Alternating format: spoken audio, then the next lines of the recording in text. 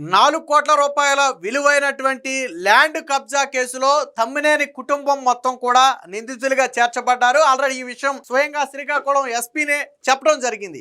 అయితే ఆ రోజు ఆదివారం నాడు ప్రెస్ మీట్ జరిగితే సోమవారం ఉదయం తెల్లారి గట్ల 3 గంటల ప్రాంతంలో తమ వాహనాలు, ఎలక్ట్రానిక్ గాడ్జెట్స్, అలాగే మొబైల్స్ అన్నీ కూడా వదిలేసి ఒక ప్రైవేటు వాహనంలో కుటుంబం మొత్తం కూడా పరారైపోయారు. ఎక్కడ ఉన్నారు అనేది ఇప్పటి వరకు ఎవరికీ తెలియదు.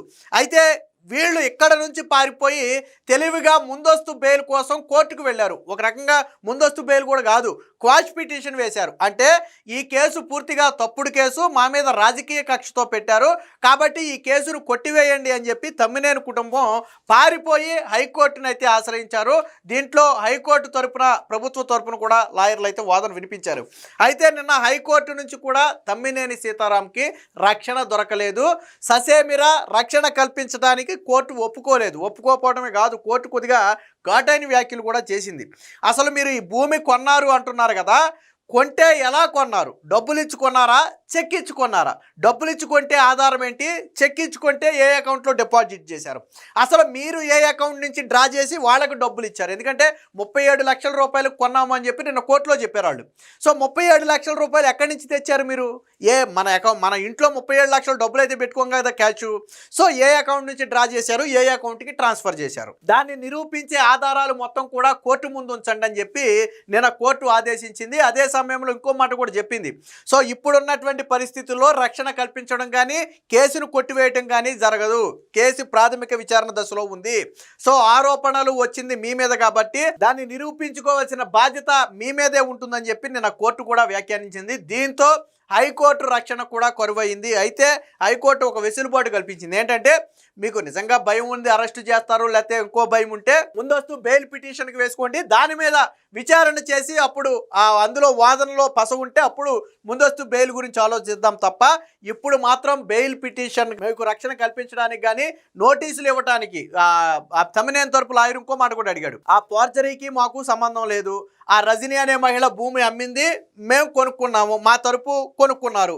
సో మాకు భూమి అమ్మకం వరకు మాత్రమే మాకు సంబంధం, ఆ ఫోర్జరీలకి, ఆ ఫేక్ డాక్యుమెంట్ల సృష్టికి వాటికి మాకు సంబంధం లేదని చెప్పి తమ్మినేని సీతారాం తరపు లాయర్ కూడా చెప్పే ప్రయత్నం చేశాడు. బట్ కోర్టు మాత్రం అగ్రీ చేయలే.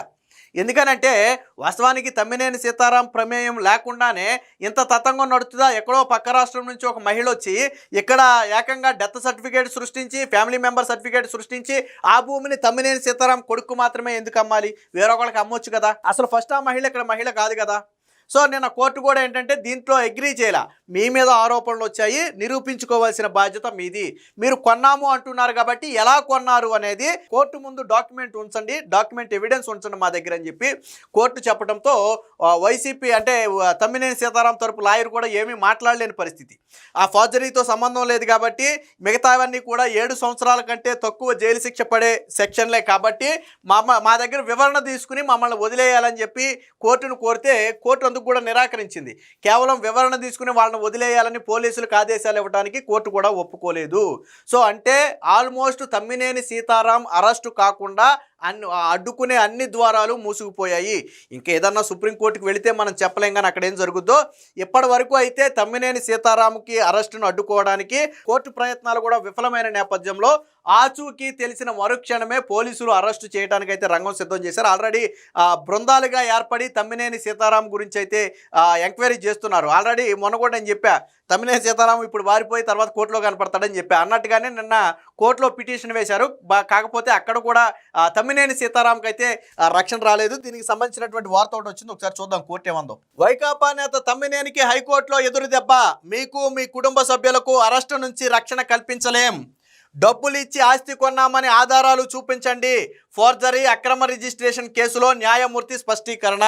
సో విన్నారు కదా, కోర్టు చాలా స్పష్టంగా చెప్పింది. సో మీరు డబ్బులు ఇచ్చి కొన్నామని చెప్పారు కదా, దాని ఆధారాలు ఏంటో కోర్టు ముందు చూపించండి అని చెప్పి కోర్టు స్వయంగా వ్యాఖ్యానించడంతో పాటు ఫ్యామిలీలో ఎవరికి కూడా మేము రక్షణ కల్పించలేమంటే ఆల్మోస్ట్ ఫ్యామిలీ అందరి ఇన్వాల్వ్మెంట్ ఉందని ఏదైతే పోలీసులు చేసినటువంటి వాదన ఉందో ఆ వాదనతో కోర్టు ఏకీభవించినట్టుగానే తెలుస్తుంది.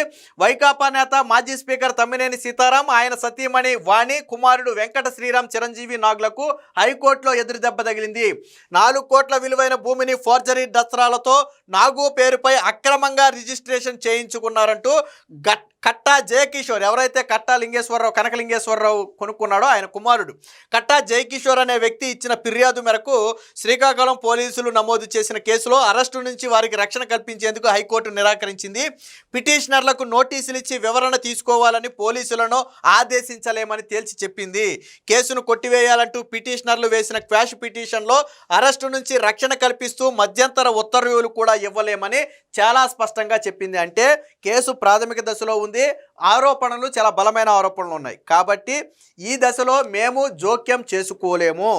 మీ మీద ఆరోపణలు వచ్చాయి, మీరు కొన్నాము అని మీరు చెబుతున్నారు కాబట్టి ఆస్తిని ఎలా కొన్నారో దానికి సంబంధించినటువంటి ఆధారాలు, ముఖ్యంగా డబ్బు ఏ రూపంలో చెల్లించారు లాంటి ఆధారాలు కోర్టు ముందు ఉంచాలని చెప్పి నిన్న కోర్టు ఆదేశించింది. దీంతో వాళ్ళకు ఉన్నటువంటి ఒకే ఒక్క హోప్ ఏంటంటే మాకు ఫోర్జరీతోనో తప్పుడు సర్టిఫికేట్తో మాకు సంబంధం లేదు కాబట్టి అని కోర్టులో చెబితే కోర్టు నమ్ముతుంది. మిగతావన్నీ కూడా ఆ అక్రమంగా రిజిస్ట్రేషన్ చేయించుకోవటం ఇవన్నీ కూడా 7 సంవత్సరాల కంటే లోపు జైలు శిక్ష ఉన్నటువంటి నేరాలు కాబట్టి పెద్దగా మనకి ఇబ్బంది ఉండదు, నోటీసులు ఇచ్చి వదిలేస్తారని వీళ్ళు భావించారు. బట్ కోర్టులో మొత్తం కథ అడ్డం తిరిగింది. ప్రభుత్వ తరపున చాలా బలంగా వాదన వినిపించారు. ఆ రోజు స్పీకర్గా ఉన్నాడు ఆయన, తనయుడు కాబట్టే చిరంజీవి ఇన్ఫ్లుయెన్స్ చేయగలిగాడు.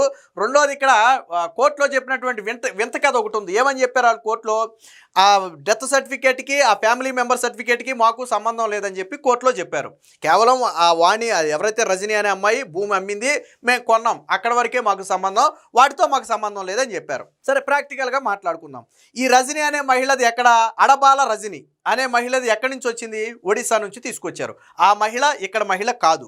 సో ఒడిశా నుంచి వచ్చినటువంటి ఒక మహిళ బతుకున్నటువంటి గోవిందరాజులు అనే వ్యక్తి పేరు మీద డెత్ సర్టిఫికేట్ ఎలా పుట్టిస్తుంది? అసలు గోవిందరాజులు ఎలా తెలిసి ఈ మహిళకు?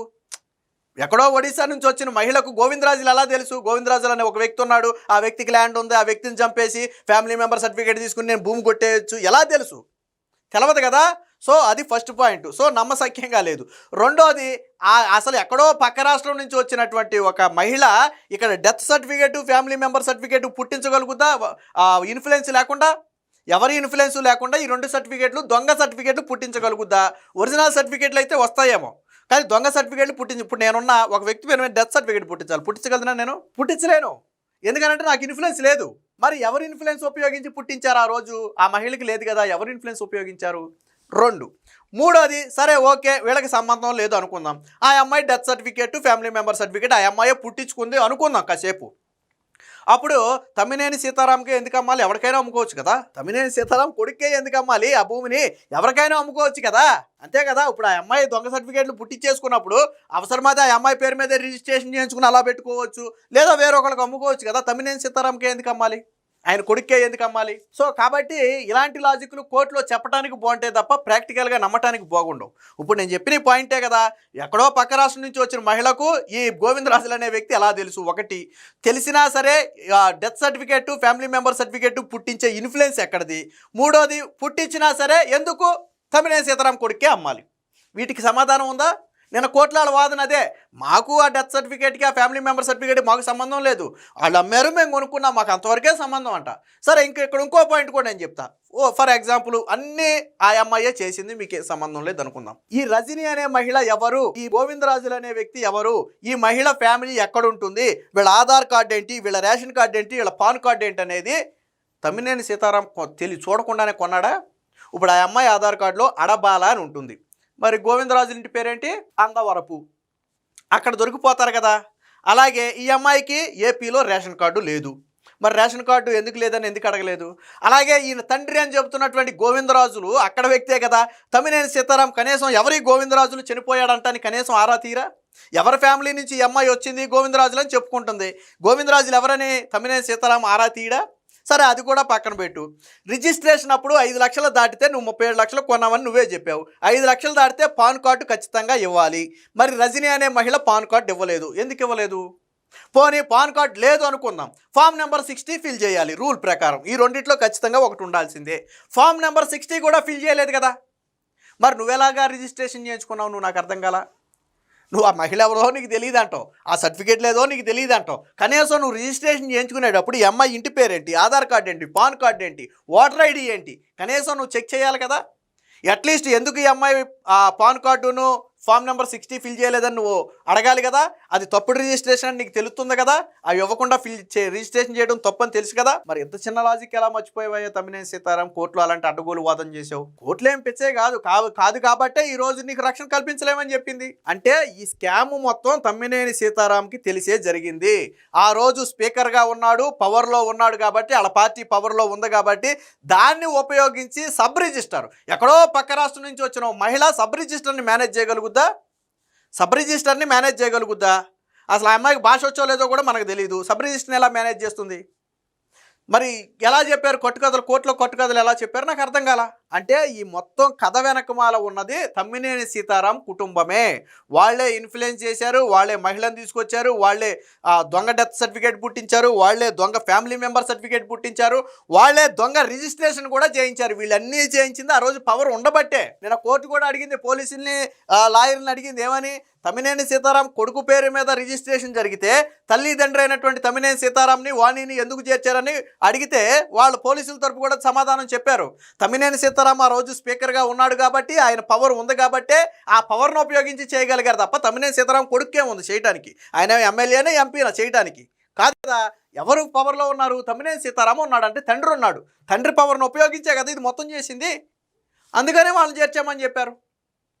అంటే కుటుంబం మొత్తం కూడా ఈ స్కామ్లో ఇన్వాల్వ్ అయి ఉన్నారు. సో సరే, ఇదంతా కోర్టులో తేలాల్సి ఉందనుకోండి. పోలీసుల దగ్గర అయితే పక్క ఆధారాలు ఉన్నాయి. కోర్టు కూడా నేను ఏం చెప్పింది, మీరు కొన్నారన్నారు కదా, డాక్యుమెంట్స్ ఏమన్నాయో పట్టరండి అని చెప్పి నిన్న కోర్టు కూడా చెప్పింది. ఈ సంబంధించిన మరొక వార్త కూడా ఒకసారి చూద్దాం.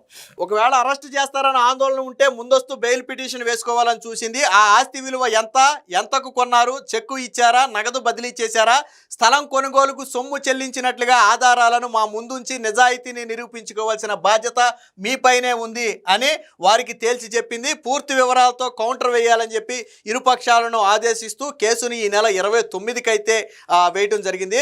సో ఫోర్జరీ ఆరోపణలు చెల్లదన్న పిటిషనర్లు. సో ఇక్కడ వీళ్ళు ఏం చెప్పారు చూడండి. పిటిషనర్ తరపు సీనియర్ న్యాయవాది వాదనలు వినిపిస్తూ శ్రీకాకుళం శివారు చాపారు పంచాయతీ పరిధిలోని భూమిని రజని అనే మహిళ నుంచి తమ్మినేని నాగు కొన్నారు. అందుకోసం వివిధ సందర్భాల్లో 37 లక్షలు చెల్లించారు. సొమ్ము చెల్లించడానికి రిజిస్టర్ సేల్ డీడ్ ఆధారం, మరణ ధృవీకరణ పత్రం, కుటుంబ సభ్యుల ధృవీకరణ పత్రం సృష్టించడంలో పిటిషనర్లకు సంబంధం లేదు కాబట్టి ఫోర్జరీ సెక్షన్లు చెల్లదు. మిగిలిన సెక్షన్లు 7 ఏళ్లలోపు జైలు శిక్షకు వీలున్నవే కాబట్టి బిఎన్ఎస్ సెక్షన్ 35/3 ప్రకారం నోటీసులు ఇచ్చి వివరణ తీసుకునేలాగా పోలీసులను ఆదేశించండి అని కోరారు. పోలీసుల తరపు వాదనలు కూడా వినిపిస్తూ కోట్ల రూపాయల ఆస్తిని కాజేసేందుకు పిటిషనర్లు మరికొంతమందితో కలిసి కుట్రపూరితంగా వ్యవహరించారు. తప్పుడు పత్రాలు సృష్టించడంలో వీరి పాత్ర ఉంది.